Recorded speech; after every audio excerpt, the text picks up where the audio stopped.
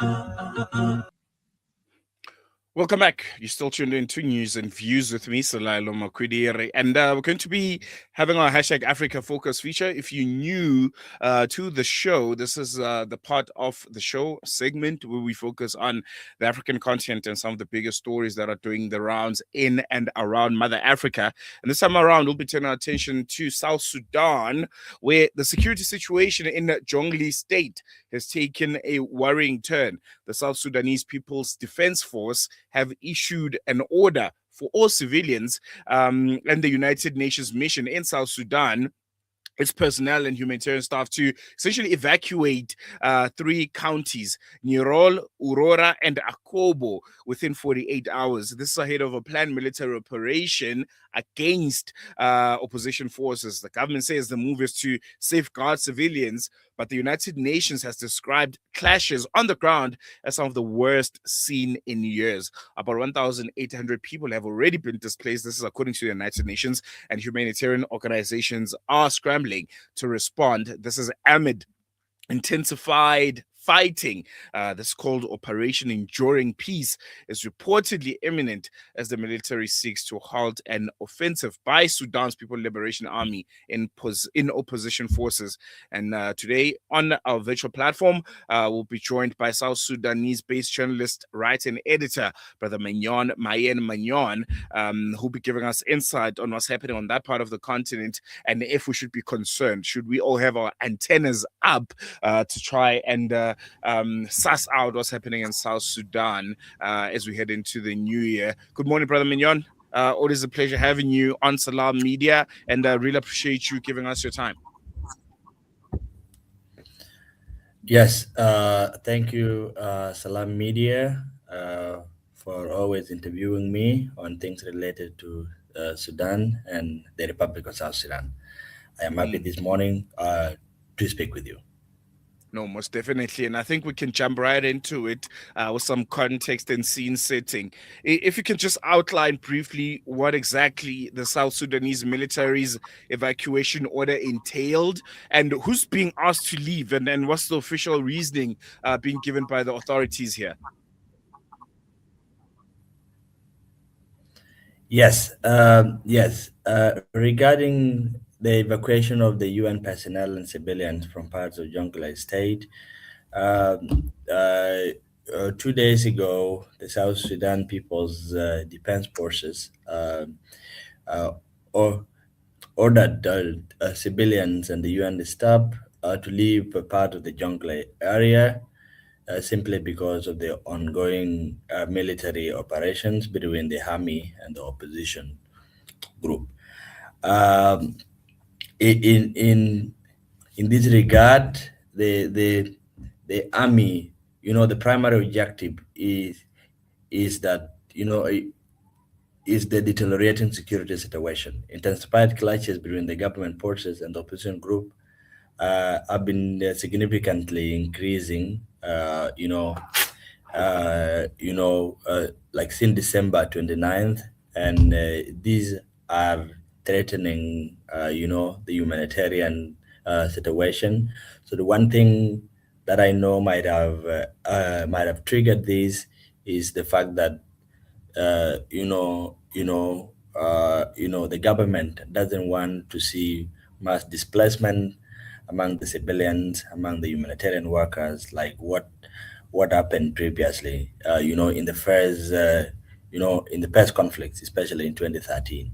So yes, the army was responsible for issuance of such orders, but I believe they were meant to rescue, civilians and other unarmed people who live in those parts of Jonglei State. I want to touch briefly on the humanitarian implications here, because the United Nations has come out and said the clashes in the Jonglei are occurring at a scale that has not been seen since around 2017, and that hundreds and hundreds of people have been displaced already at this point. What are some of the immediate humanitarian repercussions of this, evacuations order on civilians, and also aid organizations like the UN, who are there on missions to try and assist and mitigate, as you mentioned, humanitarian crisis, but they've been also asked to leave. How bad is it on the ground for ordinary civilians? Yes, you know, one major challenge now is the humanitarian access and the logistics. Humanitarian access have been disrupted. Recently, the United Nations Humanitarian Health Services (UNARS) um, uh, UNARS ordered for they like they sent a circular which was restricting humanitarian services from going to parts of the northern jungle, and this is already impacting. This is also impacting the civilians there because some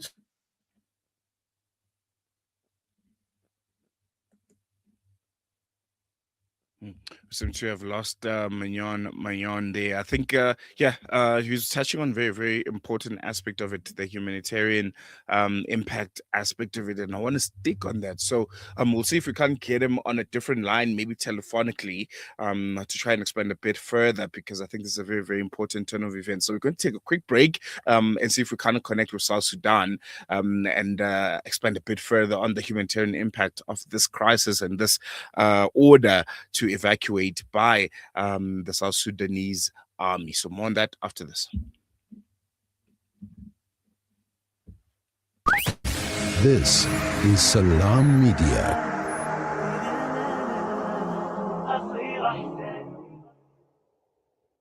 World-class financial services only at Sapphire Global, your financial partner. If you are looking for Islamic, Sharia, and ethical financial products, look no further. Sapphire Global offers a wide range of financial service offerings from short-term to life and investments. A full-service center with all financial requirements under one brand. Our highly skilled and experienced consultants are ready to help protect your financial future. Contact us on 041 001 0184 or visit our website on www.sapphireglobalfs.com. Sapphire Global is an authorized financial services provider. There are over 200 million orphans globally. We can't help all of them, but what if we each helped just one?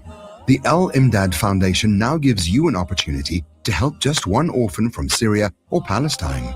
For just 500 Rand per month, you can help safeguard the dignity of an orphan by assisting them with basic needs such as food, clothing, shelter, medical care, and attention. Our orphan sponsorship program allows you to track the progress of your orphan through regular feedback. Make a difference in the life of an orphan today. Visit alimdad.com or call 0861 786 243 for more information. Shimmer, sparkle, captivate. Nothing less than a masterpiece. Droplets of gold inspires precious design. Platinum bursts with intricate freshness, and every pure diamond becomes more than just a girl's best friend. Voda Gold Gem Jewelers, where timeless dreams become a reality. Come to us. We tailor-make designer gold, platinum, and diamond jewelry. Trade in or remodel your old gold. Clad yourself with classy name-branded watches. We offer insurance valuation and freezer card calculation. Visit us at 534 Ridge Road, Overport, or call 031 208 9142. Voda Gold Gem Jewelers, manufacturers of fine gold and diamond jewelry. Searching for elite local and international investment and advisory services from an award-winning firm? Look no further than the Belmont Mayer Group, your gateway to unparalleled investment and wealth management. At Belmont Mayer, we believe in the art of wealth creation, a meticulous process fueled by our unwavering commitment to excellence. With a focus on providing elite alternative investments and quality advice, we also pride ourselves on maximizing value for our esteemed investors, as seen through our consistent outperformance. Your financial success is our top priority. Join us at Belmont Mayer and experience the difference firsthand. Ready to embark on a journey of greatness? Contact us today. Reach out to the Belmont Mayer Group on 078 786 1698. Call or WhatsApp or email us at info@belmontmayer.com. Elevate your financial future with Belmont Mayer, where every detail matters.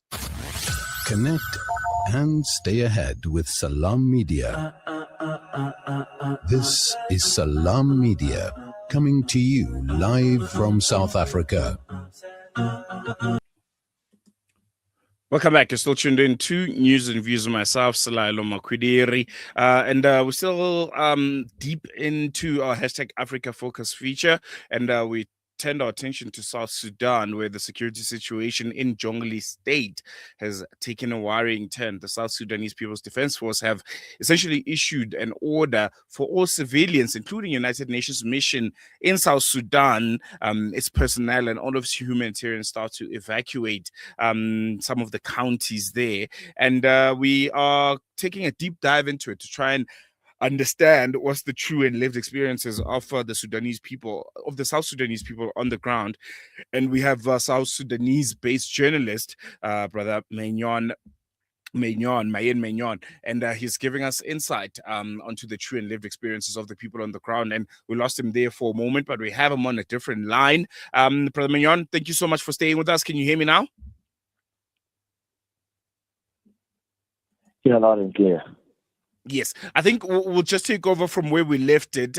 Just looking at the humanitarian implications, you're still unpacking on that. The United Nations having come out and said the clashes out in Jonglei are occurring essentially at a scale that has never been seen before since 2017, and that hundreds and thousands of people have been displaced. The immediate impact on the ground and what is being observed there and the true lived realities of the South Sudanese people. You're still giving us an insight on that and the experiences of these clashes. Yes. So far the humanitarian impact is huge. Recently, the United Nations humanitarian air services has suspended the usual air services to the northern Jonglei over the conflict. These air services have been providing medical supplies, have been taking UN staff and other organizations to do the humanitarian work. But so far, this particular service has been suspended over the ongoing conflict. It is already an impact on the ground. On the other hand, when the fighting broke out in Pajut, Duke County, Jonglei State, on the 16th of January, hospitals, which was the only lifeline hospital in that particular Payam, called Panyang Payam, was burned down allegedly by the opposition forces. This has also made it very difficult for the civilians in those areas to get the medical supplies, to get the medical services. Thirdly, already there is a displacement done to people of Duke County. Some of them have advanced toward the Teach East County of Jonglei State, where they are, seeking shelter at the moment. So these are already the humanitarian the situations which are happening as a result of this particular conflict. Yes, the experience about this is that already it is adding to the situation which was already there, which was already fragile, and if these operations continue to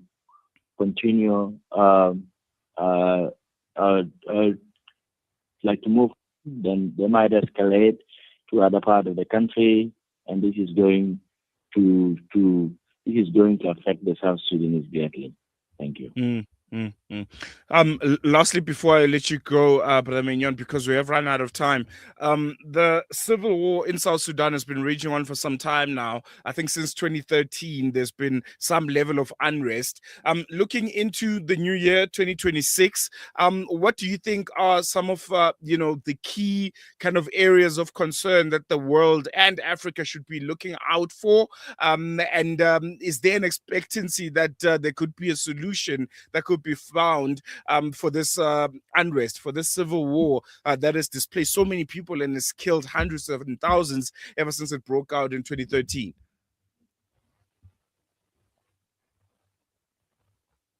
Yes. Thank you for the question. Yes, the conflict in South Sudan has been escalating for years and years and years. Yes. However, in every situation, always, the conflict can have a solution, can have,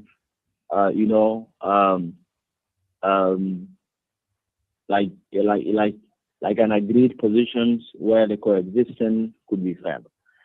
In this regard, what I'm seeing as a solution now is the immediate ceasefire, and the government should declare a temporal ceasefire and humanitarian corridor to allow the civilian to move to safe places and also access food and medical aid.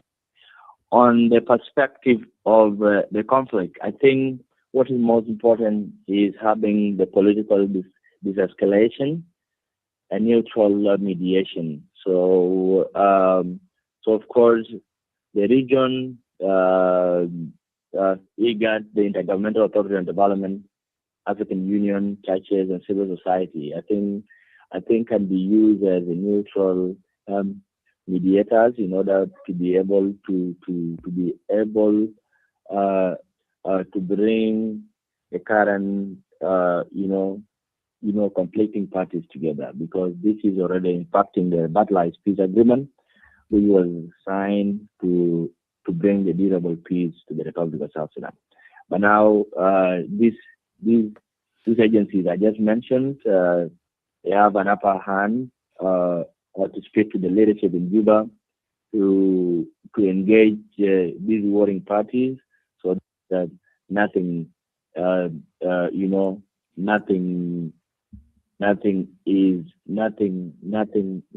destroyed again. Yes, and what is crucial now is keep from militarization of the situation, which is ongoing, civilian protection, so that the safety is prioritized, and the locals are not pulled into the projection that we just mentioned. And thank you so much. The other thing could be inclusive community dialogue, which I think can come later when there is a ceasefire among these parties. And thank you. Well, there you have it. Thank you so much, Brother Manyuon. I think we're going to be checking up with you a bit more as the situation unfolds to get the latest updates, because this is a really, really concerning turn of events for South Sudan. I think, Africa's youngest nation, I think years and years on, still fractured by the effects of civil war, and it doesn't look like there's any kind of solution in sight. In fact, things seems to be escalating. So we'll be catching up with you again to get updates on that, because Africa needs to know what's happening in that part of the continent. But we're going to leave there for now. Really appreciate it. Thank you so much. And with that, we've come to the end of our Hashtag Africa Focus feature. If you missed today's edition of Hashtag Africa Focus, you can head over to our Spotify, search at Salam Media, and you can check it out. South Sudan crisis. It'll be there updated and ready for you to listen to get those very, very deep and important insights on the civil war that continues to rapture Africa's youngest nation. Otherwise, we're going to take a quick break. When we come back, News and Views continues. Rejuvenating media day by day. This is Salam.